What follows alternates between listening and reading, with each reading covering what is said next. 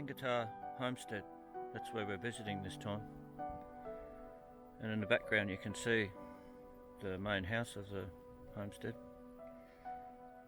But we're going to have a bit of a look at farm life. We'll probably go for a drive with the owner around the property and how they entertain guests and travellers as they come through.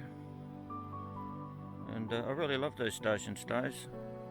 You're away from the tourist kind of mentality. It's very remote, and sometimes temperatures can get to 50 degrees. And it's just beautiful weather now, of course. But we'll have a journey together and have a look and see what makes up a life on one of those remote stations. You know, we often live in modern society and we kind of form an image of what some of these places must be like. And while some of those images are probably true, but when you get out here, remote, we come along, we come camping and hot showers and, you know, all the things we do. But there's another side to it. There's the side of when there's no campers through the hot weather. There's the side of it where hundreds of your sheep get killed by wild dogs over a period of time. And you know, I was talking to this owner yesterday and he talked about, you know, he's putting up 36 kilometres of wire fence by himself out there day after day. He said some days it's just, the heat is horrific. And he was telling us that one day it was so hot out there, his wife was in the car with the air conditioner on. He'd jump out with a sledgehammer and a star picket and bang it in the ground. It was so hot he had to get back into the car because that's all that he could bear being outside. So there's a hard life, a lean life. We often look at farmers of rich and wealthy, but they often live week to week and live a very tough life. So we'll go on and have a bit of a look and today and see what this farm is more about.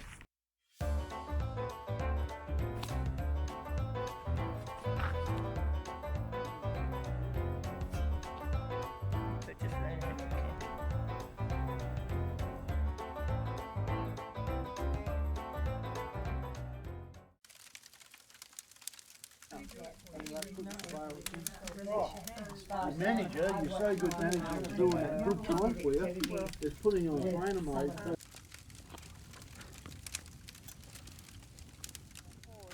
Now, has anybody heard of Monsignor John Hawes? Yeah. Yep, okay, there's a few of you. So Monsignor John Hawes, he wasn't a Monsignor, of course, when he came out here. He was actually a relatively newly ordained Dean of the Catholic Church. So he was Dean John Hawes at the time, and he came out from England in 1915. Now, he had lived a pretty big life before he even came to the Midwest in Western Australia. He had, in fact, studied to become an architect. He was born in 1876 in England. And as you can see, the homestead is a beautiful home, and here's the turret that she talked about that was part of the house. And here we are at the beginning of our tour, and it was a great day, and Joe pointing out some things that we're going to see. You'll notice in this house that it was actually built with no doors, so the wind just rushes through and the insects and the snakes can come in, but there's some beautiful rooms for people to stay in, and it's truly a nice stop. Has a lovely big dining room and all set out for a night of entertainment which guests were coming. And here's Joe talking to us about some things about the house, but it's got some beautiful areas that you can sit in and some lovely furnishings. And here's another view of the other side of the house where there's no doors, just an outside view and a back view. And it was a beautiful day to tour around this house. And coming up on the evening, they put on a bonfire and some live music, and here we are.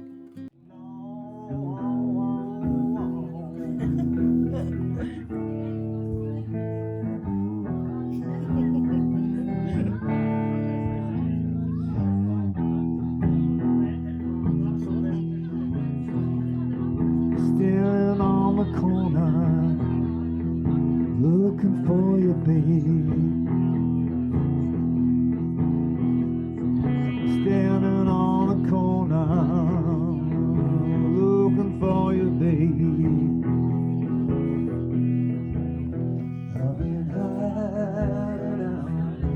know that's true.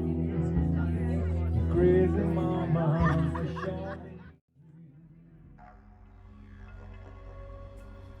Here we are at a breakaway situation. Bit of landscape on Malangata Station, so it's very beautiful. A few caves. I'm sure the Aboriginals would have been here at some time, and it's very beautiful.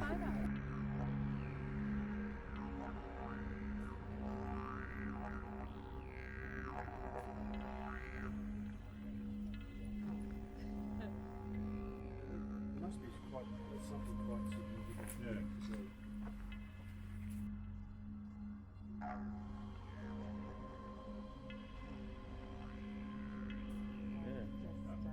Yeah, just one of those things that Parasite when they're other trees hosting them, or they? Yeah, pretty sure it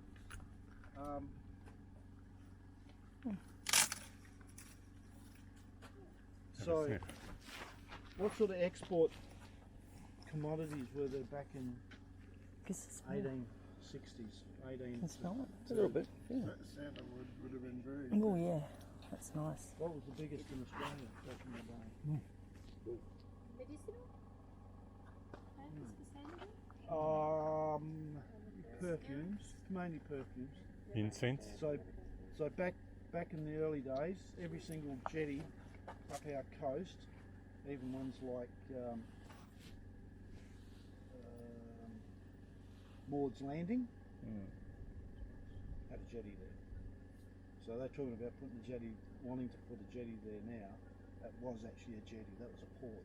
Wow. Back in the day. So all they used to take all their wool there, and those state ships would come up and pick them up. Yep.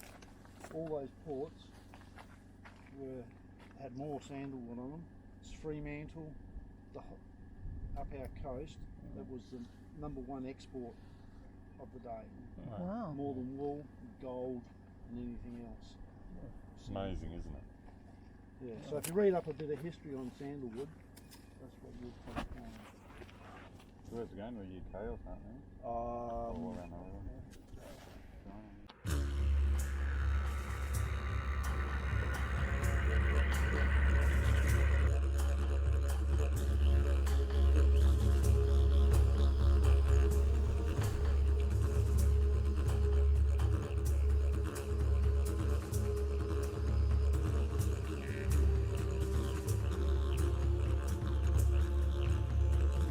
Beautiful creek near the farm.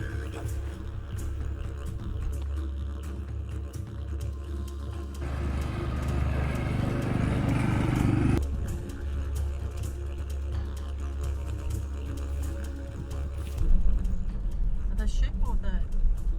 I thought I saw a dog. No, just sheep. I notice you don't knock the tails off those sheep, Ken. No, it's the breed that we don't need to do.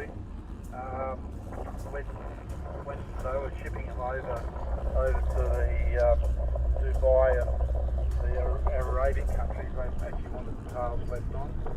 So that particular breed of sheep don't need to have them taken off, and because they're very, very tidy around the crutch area. There's no loose skin, and there's a lot less risk of fly strike on these guys as well.